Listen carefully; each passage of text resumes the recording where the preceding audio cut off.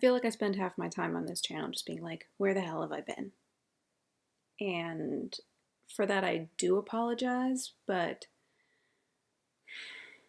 I can't guarantee that's going to change. So without further ado, where the hell have I been? The saga of my 2020 can be broken into several parts. So that's what I'm going to do. Everything pre-COVID was just sort of as it was. I was going about my life. Then came COVID. And I made a video that explained I was in isolated quarantine for 2 weeks at one point in late February, early March.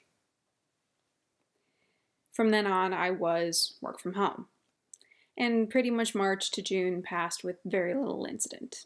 Like most people, everybody was locking down, shelter in place, things were closing or closed, unavailable. So then we come to stage 2. On Father's Day of this year, I came home from after having spent Father's Day with my family, which was a big deal because I hadn't seen my family in a while, especially my parents. My father is considered high risk as he had major heart surgery last year, so didn't get to see him much before then. I went to Father's Day to celebrate with my family, came back home, and it was that day that I got dumped. And I didn't just get dumped. My breakup happened by my boyfriend, my ex-boyfriend, essentially dehumanizing me for about 5 minutes, going on a long list conversation of how he and his family had talked for 3 hours, and then proceeded, without me involved in this conversation at all, to list all of my faults, to, again, completely dehumanize me, reduce my role to that of I should just be a working vagina and ovaries for him. And that because he saw me essentially as a failure of a human being, he did not see himself with me in 5 years. I was no longer a part of his 5-year plan, and that was how I was dumped. My initial reaction was shock and tears, and the next day I had to go to work because it was Monday. I had informed my family and some close friends of what had just happened the night before. My mother said, "We're getting you the fuck out of that house." She's like, "I'm not having you stay there." So in under 24 hours, we moved everything except for my personal heavy furniture out of my ex's house and back here to my parents' house. Only several days later, on that Saturday, my brothers and I went with a U-Haul and took all my furniture and anything else I'd left. That was the last I saw of my ex. And that was that. So in the midst of a pandemic, my entire life turned upside down. And I began the, as you can probably guess, still unsuccessful hunt for an apartment in a fucking pandemic. But that's not where the saga ends. We skip to the next part, which is late July. I sprained my ankle.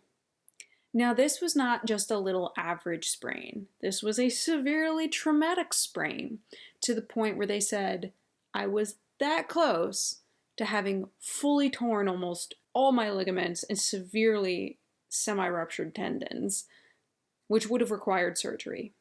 Thank God I didn't need surgery, but it was a severe, extremely high level grade 2 sprain. Grade 2 out of 3, just for those who don't know. My foot looked like a crime scene.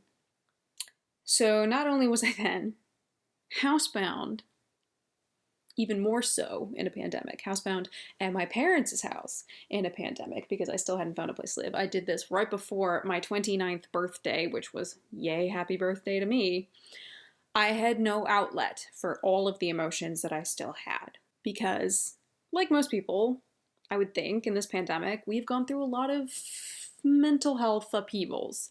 I then threw a breakup on top of that, and normally I would have some kind of physical outlet for that. Can't go to a gym because my dad's high risk and I don't want to risk him. The rinks were not open, though they opened about 2 days after I sprained my ankle, which was sort of a kick in the teeth. And now I had sprained my ankle and was not really able to walk. It was excruciatingly painful. And I was in a brace and a wrap and could not walk well. Until September, I finally got approval to go to physical therapy. Physical therapy lasted for 1 month before my insurance said, "You're not healing fast enough, therefore we are not covering any more physical therapy." Which sounds counterintuitive to me, but there we go. Sorry that my tendons and ligaments cannot heal to your satisfaction.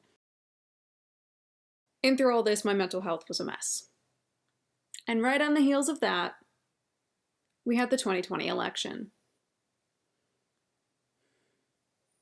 I honestly don't even want to say anything about it, because if you can tell, I'm mentally exhausted. But let's just say, as we all know, the election happened. The only plus side is, last week, for the first time, I got back on the ice. And I cannot tell you how much my mood improved. Not only because, oh my god, I have a physical outlet, even if I was just skating in circles. But also, I got to see some of my rink mates. And a bunch of my rink mates, like me, have family members, or significant others even, who are high risk. And so we are extremely careful. We wear our masks. We keep social distance.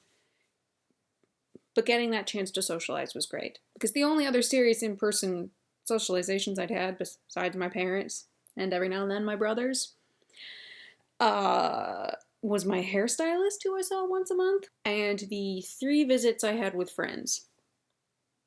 Essentially this whole year. In the midst of that, I am right now still work from home, still hunting for an apartment. Peg is off camera, but she's here.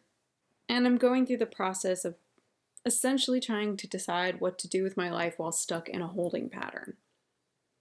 I was recently asked what sounds like a very simple question, which is, what do you want? And I didn't have an answer. I have spent most of my life in a way, mentally and emotionally, bending myself over backwards for other people.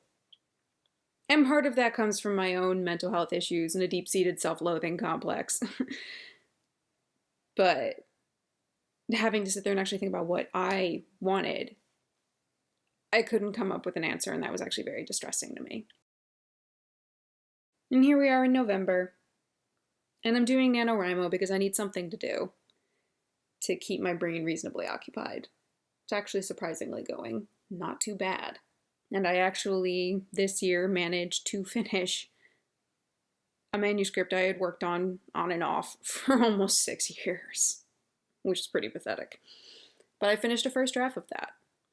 I completely edited a first draft of another story first one I'd ever started and actually written all the way to the end.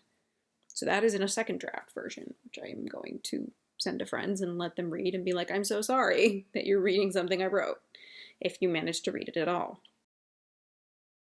And pretty much then just spending my time watching K-dramas. Why? 1, there's a massive backlog. I first got into K-dramas in like 2010? Is that the year Secret Garden came out? Because that, I think, was the first K-drama I ever watched. I think that was around 2010. Boy, that was a time.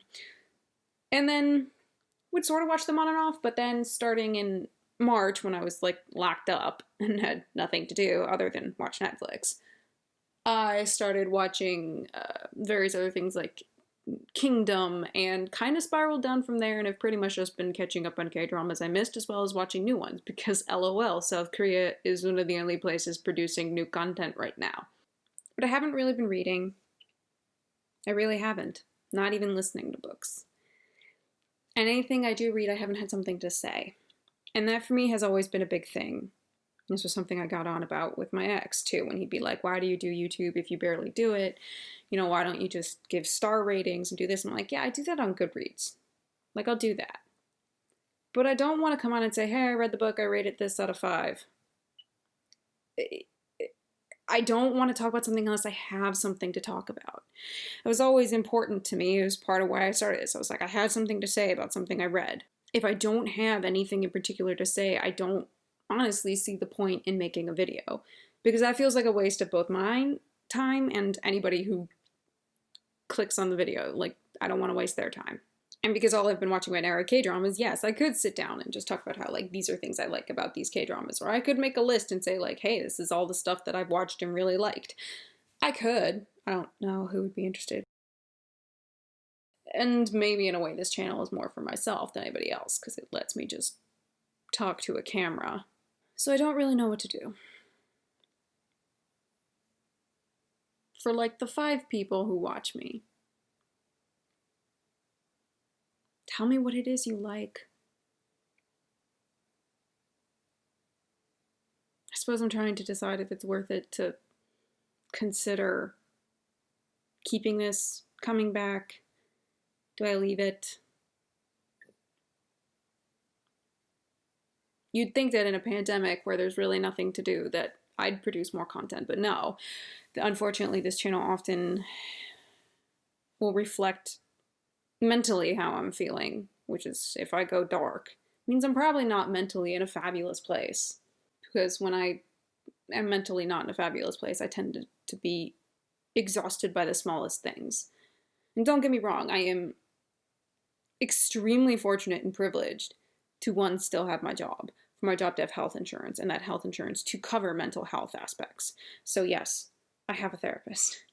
I have medication that I take every day. But we're also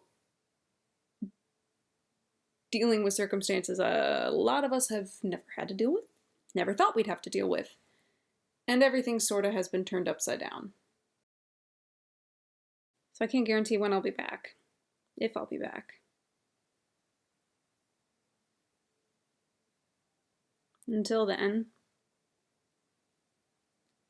please take care of yourselves. That's really all I can say.